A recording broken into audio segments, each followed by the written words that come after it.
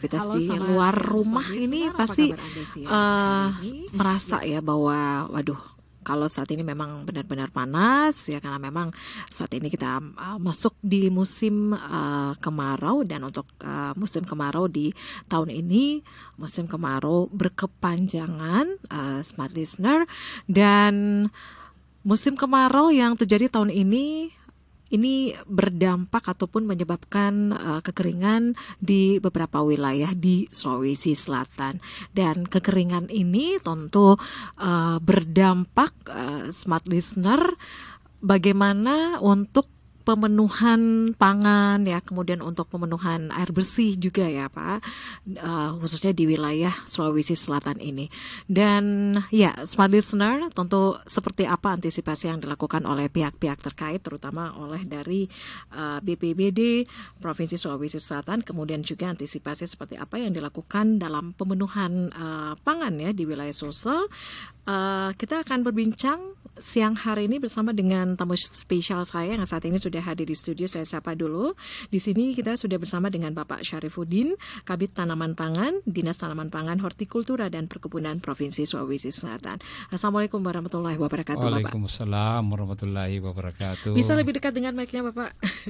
Iya. Assalamualaikum warahmatullahi wabarakatuh. Iya, gimana Bapaknya? Gimana kabarnya, Pak? Alhamdulillah sehat. Ya, terima kasih Bapak sudah hadir di studio siang hari ini, Pak Syarifuddin. Ya, Smart Listener, Pak Syarifuddin ini mewakili Bapak Imran Jauzi, Kepala Dinas Tanaman Pangan, Hortikultura dan Perkebunan Provinsi Sulsel.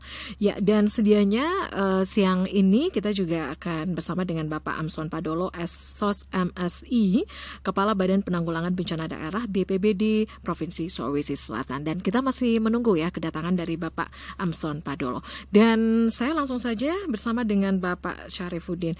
Pak Syarifuddin, untuk hari ini kita membahas mengenai antisipasi bencana kekeringan serta strategi ketahanan pangan di Provinsi Sulawesi Selatan ini, Pak Syarifuddin, kalau melihat saat ini fenomena El Nino ini, apakah cukup berdampak Pak terhadap produksi dari tanaman pangan, hortikultura dan perkebunan Provinsi Sulawesi Selatan, Pak? Baik, terima kasih.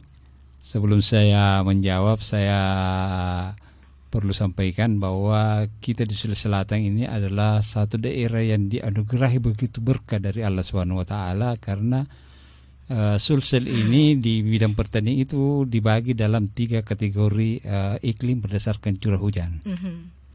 Ada namanya sektor barat, itu yang meliputi mulai dari Jeneponto sampai dengan Parepare dan Selayar. Itu curah hujannya itu sekitar Desember Januari. Kemudian ada sektor timur, itu yang Boso Asipilo dan di luar Luhut Raya dan Enrekang. Itu curah hujannya itu dia di Februari Maret baru puncak. Kemudian ada daerah peralihan, itu Luhut Raya, Enrekan dan Tanah Toraja. Itu curah hujannya itu tidak tidak kentara musim panasnya, musim kemaraunya dengan musim penghujannya. Artinya hujannya hampir merata. Sehingga Sulsel ini kita istilahkan tiada hari tanpa tanam, tiada hari tanpa panen, terutama untuk komoditi padi dan jagung. Jadi dampak dari El Nino ini sampai sekarang untuk Sulsel ini memang berada dampaknya, tetapi tidak terlalu signifikan dalam menurunkan produksi dan produktivitas lahan pertanian. Sampai terakhir akhir Agustus kalau tidak salah, itu yang kena poso kita itu baru sekitar 154 hektar dari pertanaman kita. Untuk 1 MT itu kurang lebih 600.000 hektar. Jadi saya kira untuk kedaulatan pangan kita di Sulsel ini masih dalam tahap yang sangat aman. Oke, Pak, untuk kebutuhan masyarakat, khususnya untuk tanaman pangan ini, itu apa saja Pak yang menjadi fokus utama Pak, ataupun kebutuhan pangan utama Pak dari masyarakat? Sebenarnya yang di bidang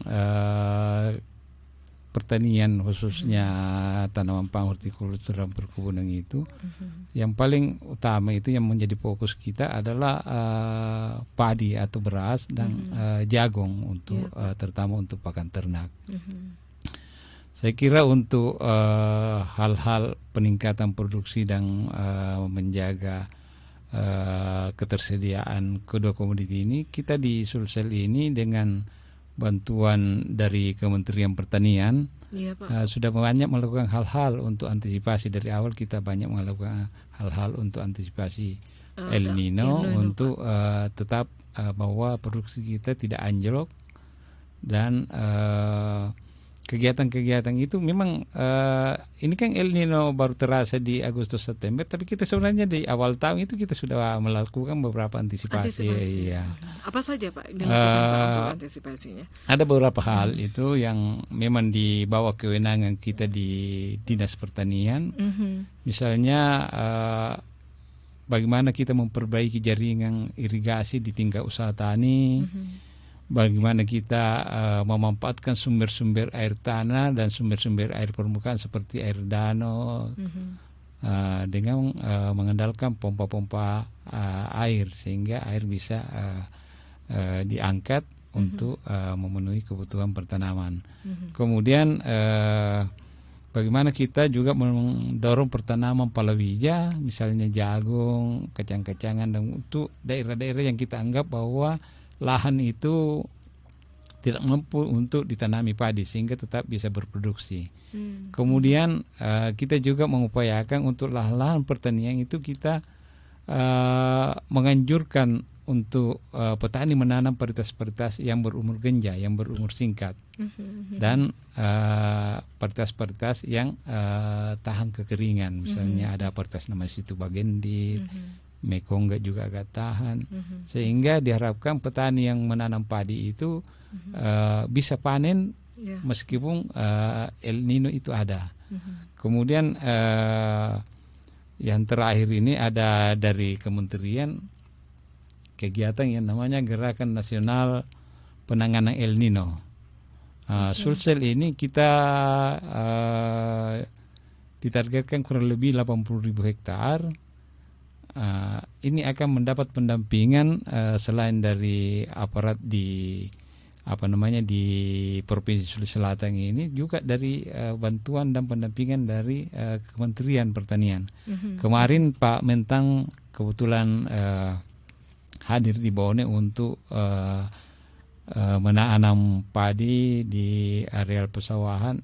Salah satu bukti bahwa perhatian beliau untuk Sulsel ini bagaimana membangkitkan gairah petani sehingga petani lebih bergairah, dan saya yakin kemarin dari target Bone yang 16.000 hektar itu oleh Pak Bupati ya kemungkinan bisa dinaikkan sampai 20.000 hektar, sehingga kami di Dinas Pertanian Provinsi Sulawesi Selatan ini sangat yakin bahwa El Nino di Sulawesi Selatan ini tidak terlalu signifikan berdampak pada ketersediaan bahan pangan kita.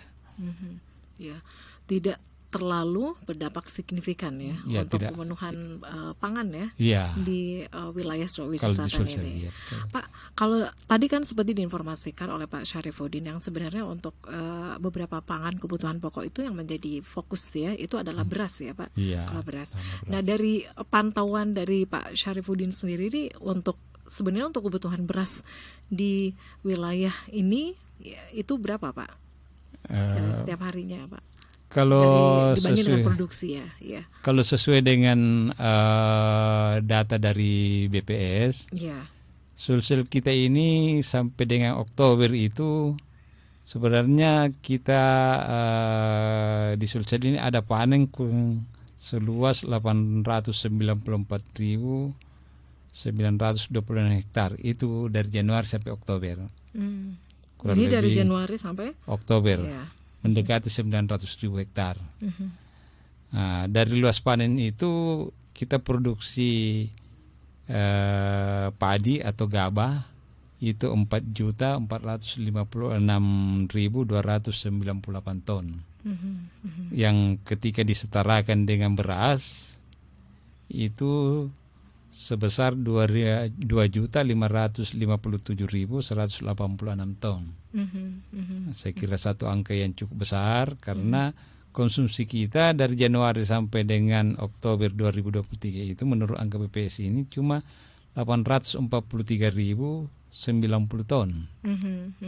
Sehingga Sulsel ini surplus untuk Januari sampai dengan Oktober 2023 ini sebesar 1.714.096 ton beras.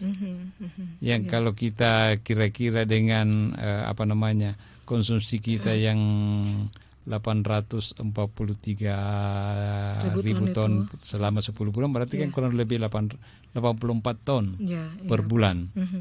Nah, yang kalau 1,7 dibagi 84 ton itu kan kurang lebih 20 bulan lebih 22 bulan Pak ya? Ya kurang lebih 22 bulan. Berartinya? Nah, jadi Sulsel ini surplusnya sangat besar. Sehingga mungkin Sulsel adalah daerah yang paling banyak surplus berasnya di Indonesia. Tahun kemarin kita surplus kurang lebih 2 juta ton beras. Tahun 2022 yang kami masih optimis bahwa hal itu bisa kita capai meskipun ada El Nino. Jadi yang kemarin itu surplus 2 juta ton beras Pak ya. Dan untuk tahun berikutnya itu optimis ya Pak. Iya, bisa mempertahankan. Oktober ini kita sudah dapat 1,7. Ya, Oktober bisa dapat 1,7. Kemudian untuk pada saat panen itu di bulan depan juga ada Pak ya? Seperti yang saya sampaikan tadi, Sulsel ini setiap hari ada panen, setiap hari ada tanam. Setiap hari ada panen, setiap hari ada tanam ya. Iya, panen sekarang ini ada yang di Lu, ada di Wajo, masih ada panen sekarang. Oke, iya. Jadi untuk fenomena El Nino ini tidak berpengaruh signifikan ya Pak terhadap pemenuhan pangan ya untuk di wilayah Sulawesi Selatan, karena tadi seperti diinformasikan oleh Pak Syarifudin tadi ternyata kita juga bisa surplus Pak ya, berartinya untuk ketersediaan pangan kita itu masih mencukupi Pak 22 bulan ya, berartinya 2 tahun Pak ya.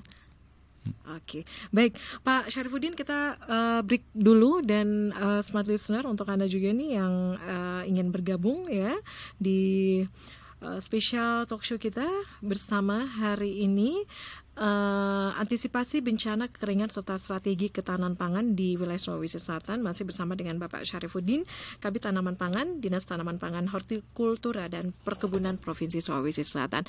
Anda jangan kemana-mana, kami akan kembali sesaat lagi. Dan kita masih membahas ya antisipasi bencana kekeringan serta strategi ketahanan pangan di Sulawesi Selatan, dan masih bersama dengan Bapak Syarifudin di sini. Pak, kita lanjut lagi ya. Tadi sempat diinformasikan Pak bahwa untuk fenomena El Nino ini tidak berpengaruh signifikan ya terhadap pemenuhan kebutuhan pangan ya untuk di wilayah ini. Tadi sempat diinformasikan juga bahwa untuk beras saja ini kita ada cadangan, ada surplus ya sebesar untuk pemenuhan 22 bulan ke depan ya, itu sekitar 2 tahunan Pak ya.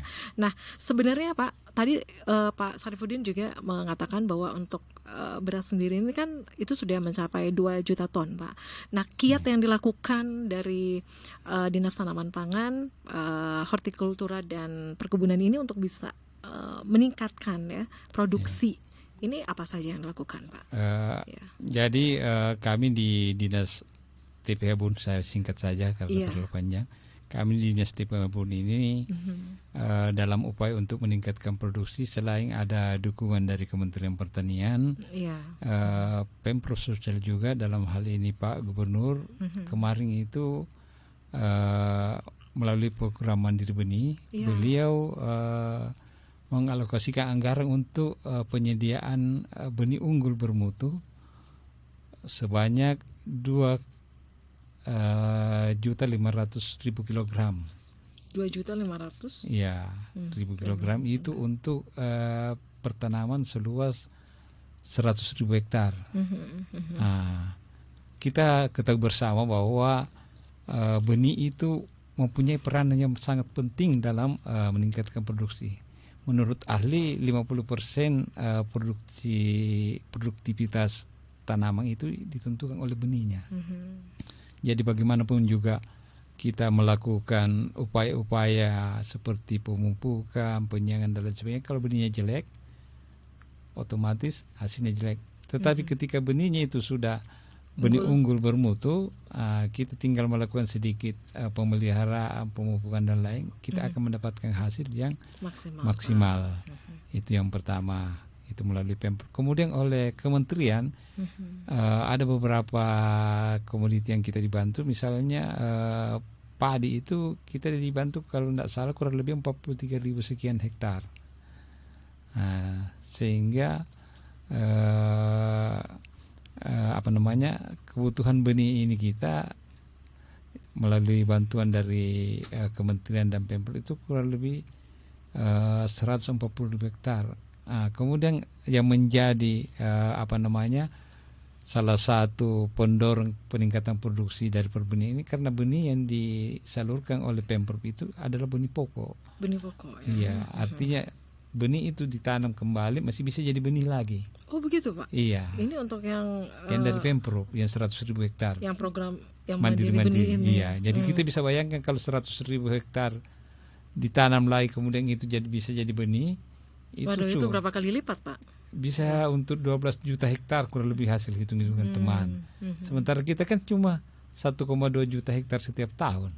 Berarti cuma 10%, kalau itu kita ambil semua, sudah 10% dari hasil mandiri benih saja itu kita jadikan kembali benih, itu sudah memenuhi kebutuhan benih kita di Sulsel. Jadi tidak salah kalau Pak Gubernur menyatakan bahwa mandiri benih ini untuk mencukupi benih kita di Sulsel Selatan, sehingga Pak Gubernur tidak mau sekali ada benih-benih dari luar lagi yang didatangkan ke Sulsel. Karena kan tahun-tahun kemarin itu biasanya kita apalagi program itu dari kementerian kadang-kadang diambil dari luar. Ini beliau tidak mau sekali. Berartinya ini untuk program mandiri benih ini memang produksi dalam negeri ya Pak? Produksi Sulsel. Oh, produksi Sulsel. Iya, diproduksi di Sulsel, ditangkarkan di Sulsel, kemudian hasilnya diolah di Sulsel, kemudian dibagikan ke petani, petani tanam, dan hasil pertanaman petani itu bisa jadi benih lagi, karena kelasnya masih di atas. Oke. Ya, ini apa lagi Pak yang dilakukan oleh pemerintah Pak? Tadi yang seperti diinformasikan ya untuk bisa meningkatkan produksi. Saya kira selain meningkatkan produksi, pemerintah melalui kementerian dan juga melalui APBD berupaya bahwa produksi yang kita hasilkan itu tidak hilang, losses akibat panen. Dengan membantu alat-alat panen seperti combine, kemudian membantu alat-alat pengolahan seperti RMU, penggilingan, sehingga hasil yang produksi yang sudah dihasilkan yang sudah tinggi itu tidak berkurang gara-gara hilang di pengolahan hasil, hilang di panen. Saya kira itu hal yang utama, meskipun yang lain itu ada yang kecil-kecil seperti bagaimana kita berupaya untuk mengendalikan hama dan penyakit, bagaimana mengendalikan dampak perubahan iklim seperti yang kita rasakan sekarang ini. Itu semua upaya-upaya yang dilakukan oleh Pemprov, dalam hal ini Dinas TPA Ubun, untuk mengembangkan produksi kita. Oke, ya. Jadi itu ya upaya-upaya yang dilakukan Pak ya. Salah satunya adalah program mandiri benih ini. Nah, baik. Tadi seperti informasikan juga oleh Pak Syarifuddin, untuk wilayah di Sulawesi Selatan ini terbagi ya Pak untuk pola curah hujan. Pola curah hujannya itu bisa dijelaskan nggak sih Pak? Sulsel ini seperti saya sampaikan dari awal. Daerah yang diberkahi oleh Yang Maha Kuasa dengan menjadikan daerah Sulsel ini terbagi dalam 3 pola curah hujan. Dengan adanya 3 pola curah hujan ini, bahwa pertanaman terutama padi kita hampir setiap saat ada tanam, setiap saat ada panen, sehingga ketersediaan beras, ketersediaan padi kita ini setiap saat ada di lapangan. Kemudian dari hal-hal tersebut itu. Selain itu memang kita punya produksi dibanding dengan penduduk itu masih jauh lebih banyak produksi daripada konsumsi. Beda dengan daerah-daerah seperti Jawa Timur yang meskipun produksinya besar, lebih besar dari kita, tapi konsumsinya besar. Ya, konsumsinya juga besar sehingga surplusnya hampir tidak ada. Tidak ada cadangan, tidak ada penyimpanan gitu ya, Pak. Baik, dan ya Smart Listener, tadi seperti yang saya informasikan ya, selain dengan Pak Syarifuddin, untuk saat ini juga kita sudah kedatangan Bapak Dr. Amson Padolo, SOS MSI, Kepala Badan Penanggulangan Bencana Daerah BPBD Sulawesi Selatan. Baik, untuk itu kami persilakan untuk Pak Amson mengambil tempat di sini. Oh iya, silakan Bapak.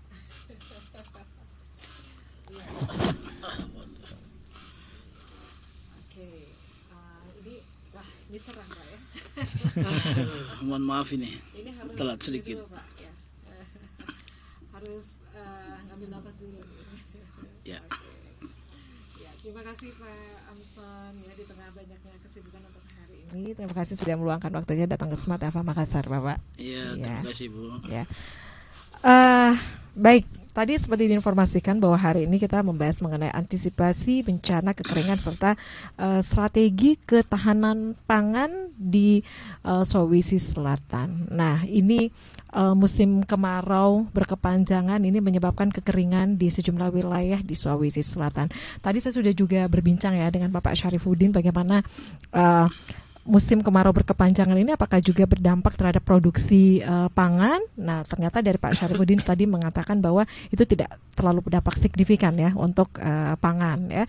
Kemudian dari BPBD Provinsi Sulawesi Selatan nih Pak, apa yang dilakukan nih Pak? Mungkin bisa memberikan sedikit gambaran dulu Pak untuk kondisi kekeringan di beberapa wilayah di Sulawesi Selatan ini, hasil dari pengamatannya dari BPBD Provinsi Sulawesi Selatan Pak. Ya, terima kasih Ibu Mirsa ya, dan pemirsa sekalian.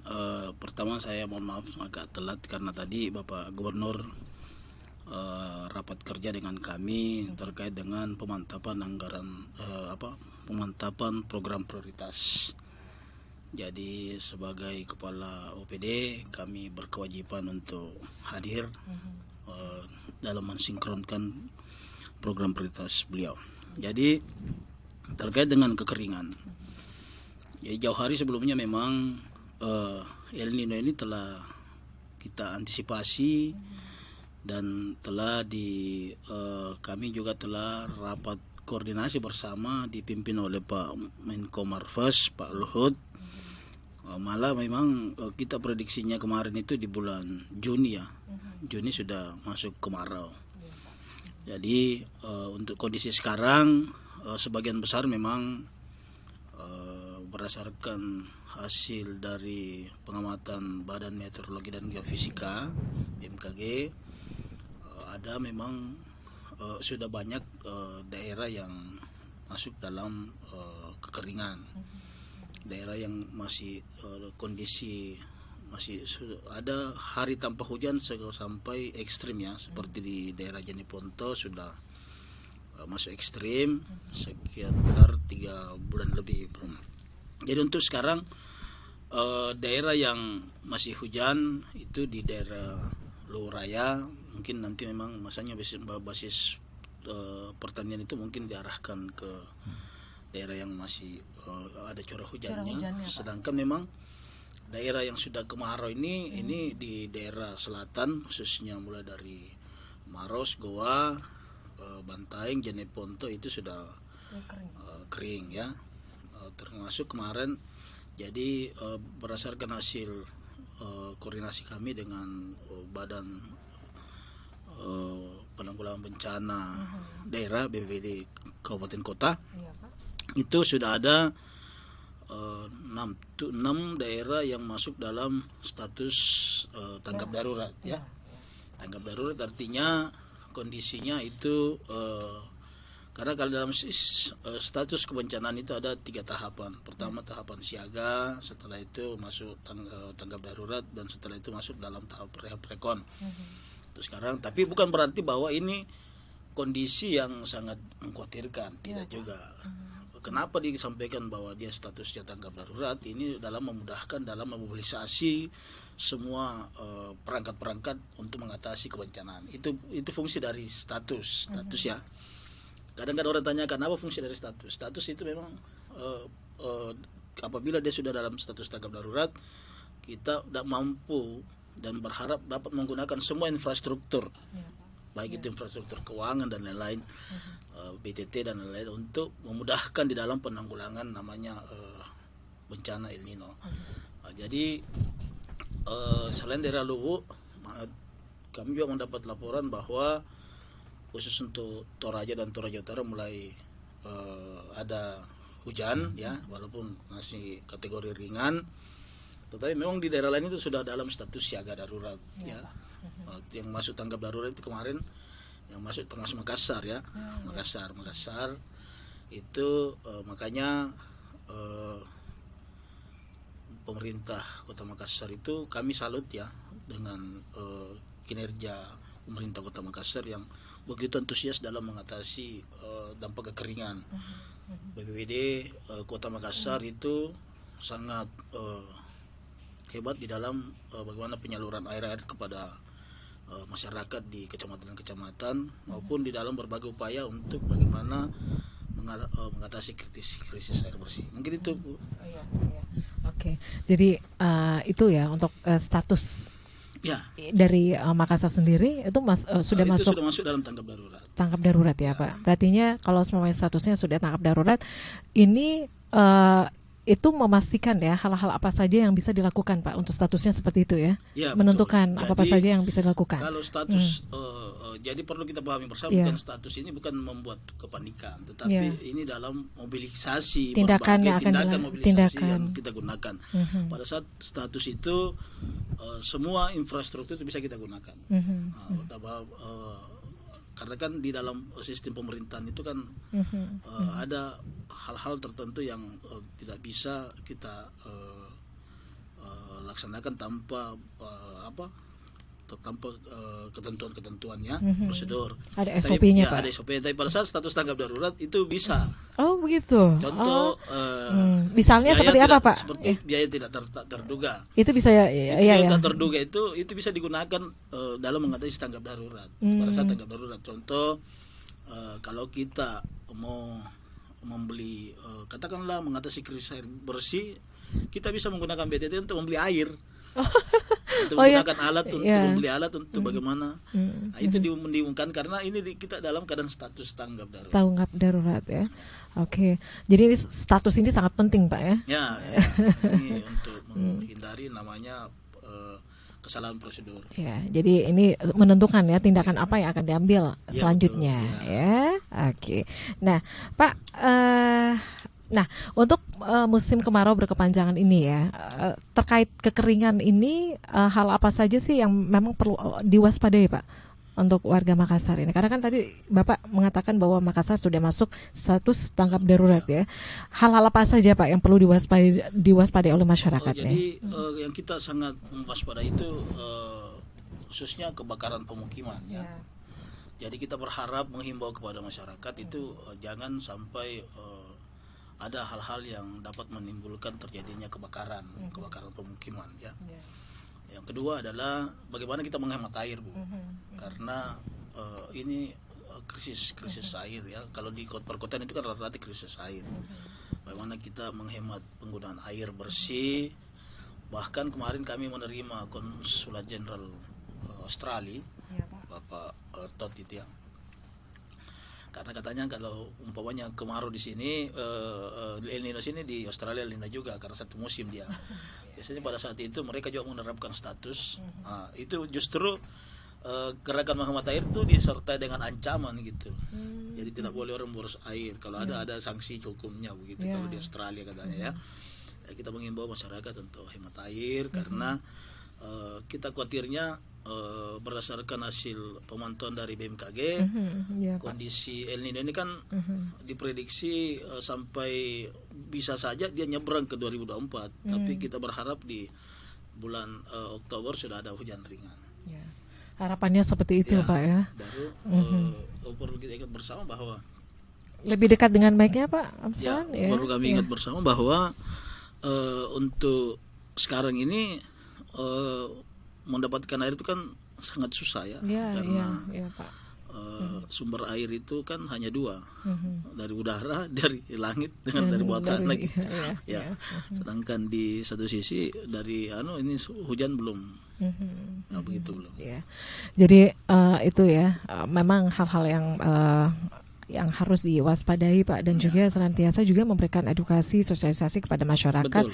Di musim kemarau seperti saat ini memang masyarakat harus berhemat air ya, Ya, Pak. betul. Oke. Nah, dari BPPD Provinsi Sulawesi Selatan sendiri ini juga untuk mengantisipasi krisis air bersih ini juga, Pak. Ini kan juga sangat erat kaitannya ya dengan tindakan ataupun langkah selanjutnya yang dilakukan oleh BPPD Provinsi Sulawesi Selatan ke depan ya. Nah, untuk program yang dilakukan ada tidak, Pak? Untuk mengedukasi kepada masyarakat, Pak. Edukasi ini kan kita sementara kerjasama dengan semua. Perlu kami sampaikan bahwa dalam penanganan kebencanaan itu namanya, istilahnya kita bukan istilah ya, ada hal yang dikatakan sebagai pentahelix, bahwa kebencanaan itu unsur yang terlibat dalam kebencanaan ada 5 unsur.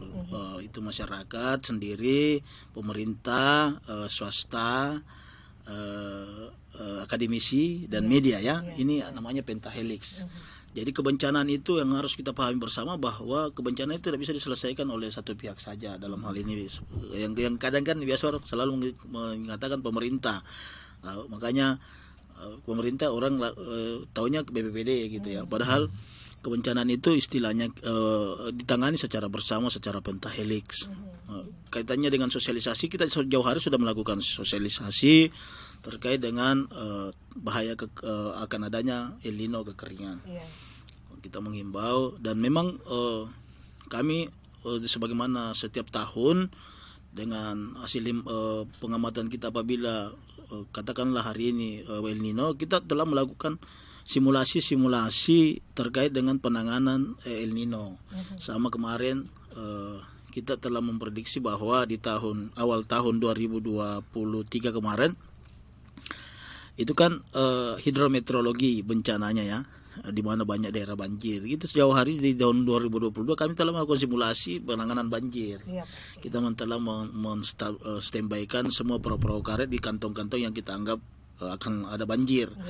Sama dengan ini kami telah melakukan sosialisasi, dan kami telah menyiagakan juga mobil. Kami kan menyiagakan bantuan untuk tangki air.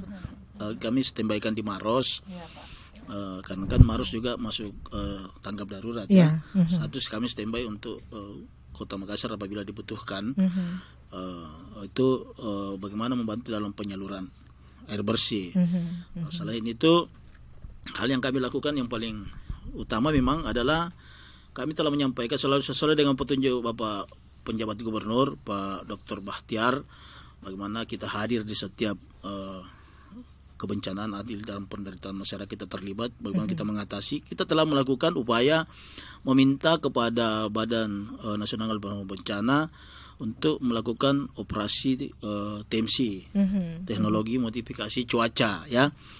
Walaupun memang untuk saat ini kondisi awan belum ada awan cumulus namanya. Awan cumulus ini adalah awan yang akan disemai menjadi bibit hujan ya, tapi ini belum ada hasil. Kita dan ini diprediksi dalam dasarian dari BMKG memang 1 minggu ke depan ini belum ada awan cumulus itu. Jadi kita menunggu apabila memungkinkan tim dari BNPB itu akan melakukan teknologi modifikasi cuaca untuk menurunkan hujan. Menurunkan hujan. Tapi kami juga salut dengan pemerintah kota yang telah melakukan kerjasama dengan Departemen Geologi Unhas untuk mencari potensi air bersih di permukaan dan di bawah tanah ya.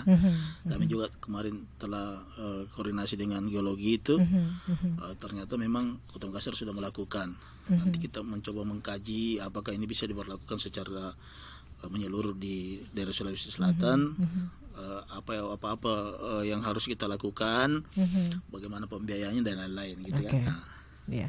Itu pasti disesuaikan dengan budgetnya ya Pak ya. Ya, makanya Ya. itu saya bilang status ini Anggarannya penting. anggarannya sedikit gimana Pak untuk anggaran Kalau untuk untuk yang kerjasama Kota Makassar itu kan biaya BTT Kota Makassar gitu. ya. Kalau kami nanti kami coba lihat kalau memang kita memerlukan provinsi perlu turun di daerah mana, penganggarannya bagaimana itu kan kita bicarakan lagi bersama. Ya. Karena sebagaimana kami sampaikan bahwa dalam status tanggap darurat kemungkinan penggunaan anggaran itu dimungkinkan dalam hal membantu kabupaten kota. Ya, oke. Itu upaya-upaya yang sudah dilakukan ya dari dinas BPBD Provinsi Sulawesi Selatan. Nah, itu untuk krisis air bersih, Pak. Ya. Gimana kalau semuanya untuk mencegah untuk itu kan kalau pemanya kekeringan itu kan ada kebakaran juga, Pak. Iya, betul. Nah, itu gimana upaya-upaya yang dilakukan, Pak? Jauh hari kami sebenarnya sampaikan dari awal bahwa jauh hari memang telah kami akan prediksi ada kekeringan yang rawan kebakaran hutan dan lahannya, termasuk pemukiman. Dalam skala kebakaran memang yang paling menjadi domain dari BNPB itu adalah Kahutla, kebakaran hutan lahan. Kalau pemukiman itu kan masuknya di Damkar ya. Nah, kami jauh hari telah melakukan sosialisasi dengan pemerintah kabupaten kota. Ini kan saya sampaikan dari awal bahwa dalam penanganan kebencanaan itu kan pentahelix. Nah, makanya mengantisipasi terjadinya kebakaran hutan, kami jauh hari telah melakukan koordinasi dengan pemerintah kabupaten kota setempat, dinas kehutanan ya, dinas kehutanan, bagaimana mencegah, karena memang salah satu yang paling krusial dalam apabila terjadi kebakaran hutan, Mbak. Kalau kebakaran hutan itu, wah kita bingung bagaimana tindakannya untuk menyelesaikan. Karena lahannya mungkin biasa lebih berada di ketinggian, baru angin kencang, sumber air kurang. Kita Personilnya bingung. gimana Pak? Kalau personilnya juga Pak, personil peralatannya damkar pemadamnya, damkar kemarin waktu kejadian di Malino dulu itu kan Manggalakni itu ada simulasi tertentu dalam penanganan kebencanaan. Contoh kayak semacam biasa ada daerah itu justru sebelum daerah itu terbakar biasanya untuk api tidak jauh sebelum dia menjalar itu kita sudah bikinkan area diisolasi istilahnya. Jadi apinya tidak nyebrang. Kita tutupnya di mana, dan itu pelibatan semua unsur, Mbak. Sama beberapa hari yang lalu terjadi kebakaran di Tala itu ya, di Maros, itu melibatkan semua unsur, termasuk BPBD. Bagaimana? Karena waktu itu di Tala itu kan banyak hutan pinus itu kan gampang terbakar, ya. Jadi memang kerjanya agak berat. Karena ya itu saya katakan salah satu kebakaran yang susah itu ya kebakaran hutan. Makanya kita berharap semua pemerintah khususnya di garda terdepan, kami mewanti-wanti untuk selalu menjaga agar tidak ada pembakaran hutan lahan yang mampu, apalagi kondisi sekarang Pak, karena kering angin kencang. Ya, jangan sekali-sekali itu membakar lahan, karena kan biasa di daerah-daerah itu ada orang mau bersihkan lahannya dia membakar, nah, gitu kan. Jangankan kencang tambah apalagi. Ya, tapi biasa juga karena gesekan-gesekan antar pohon, nah, itu yang biasa terbakar, nah, gitu ya. Jadi mencegah itu kita sosialisasi, dan apabila terjadi tindakannya secara komprehensif melibatkan semua unsur. Tidak ada pola-pola tertentu dalam penanganan kebakaran hutan. Jadi ini paling tidak dari BPBD Provinsi Sulawesi Selatan itu sudah memetakan Pak ya? Ya. Untuk apa yang dilakukan? Ini khususnya untuk saya kan Pak.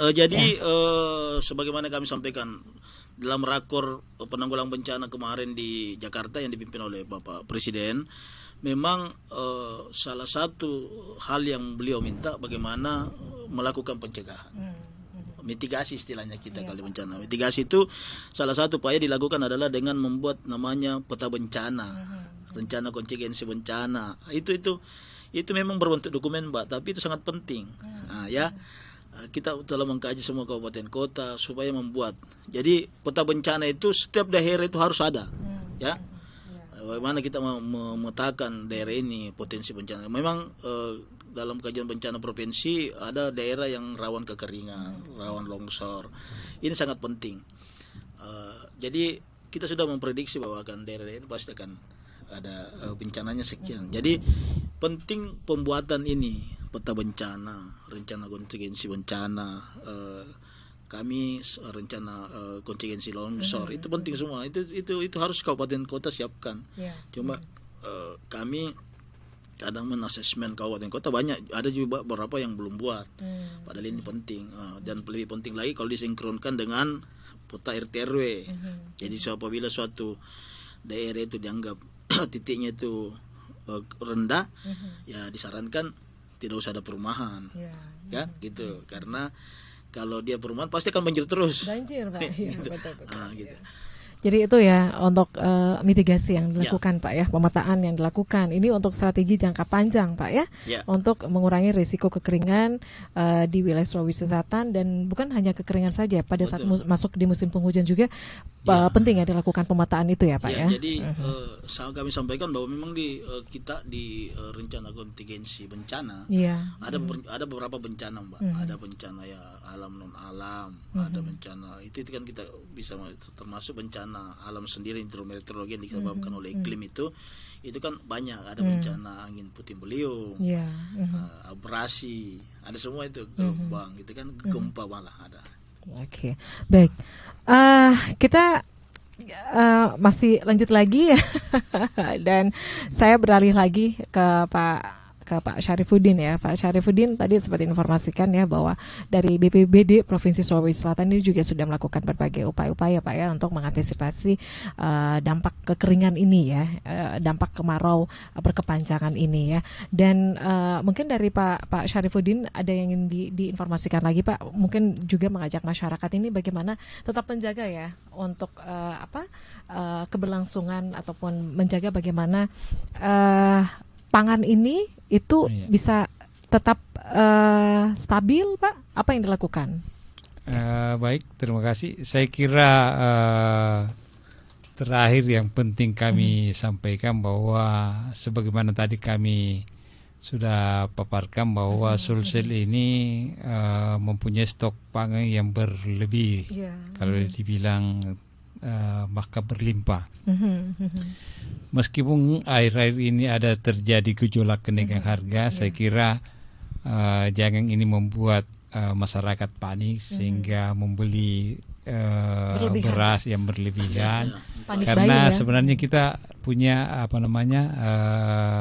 stok yang banyak, meskipun itu mungkin di Bulog tidak terlihat, tetapi di masyarakat saya yakin masing-masing masyarakat punya persiapan mereka sambil menunggu panen berikutnya, sehingga dengan tidak adanya panik buying ini mudah-mudahan harga bisa sedikit demi sedikit akan terkendali. Iya.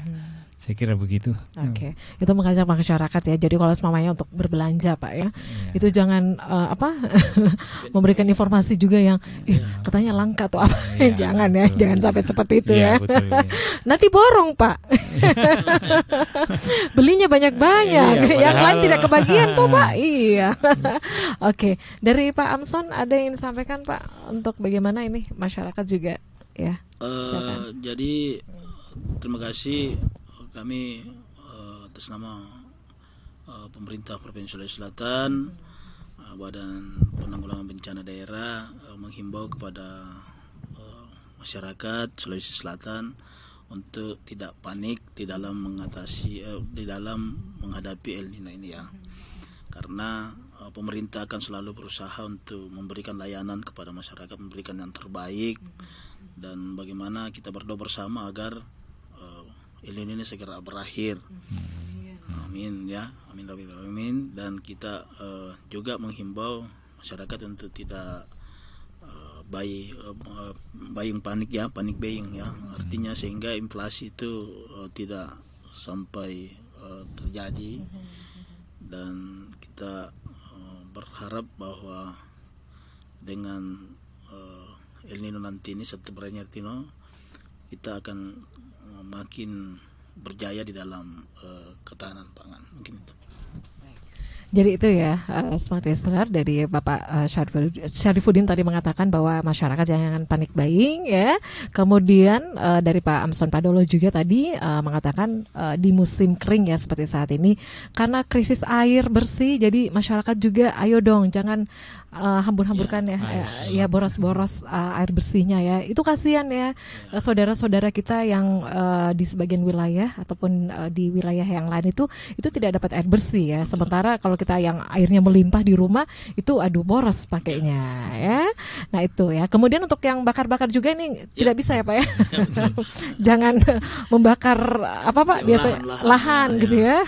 Biasanya kalau ada juga tuh masyarakat yang untuk bersih-bersih kan biasanya ada rumput yang dibakar gitu. Betul, kan ya. Termasuk di perkotaan ya. Iya.